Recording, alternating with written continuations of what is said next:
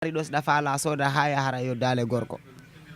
wala no woodi debbo mo tawata on ɗon kala ko faalɗa o expliquante entre a faami voilà entre debbo e debbo tuno mi woɓɓe naata ɗo ɓenna woɓɓe naata ɗo ɓenna ko place fulɓe mais har nun kamɓe sago maɓɓe déjà ko ɓe sikka andene ɓay ɓenne fo no andidiri te alors hala fo andira no woodi liyeji menen meɗe waywa jogitiɓe pharmacie donc min ta nawnarema mi yalte devoir woni innaw ɗo donc intéressant mais minen ko intéressé men ko ɗo on si ɗo feƴƴi gasi jeegenaji huɓɓayɗi drap parfum suudu fop mais andi si gorko yeehi ha yeehi baya on ɗon hara fam et puis kadi ara kadi na baya kadi koye cew koye cew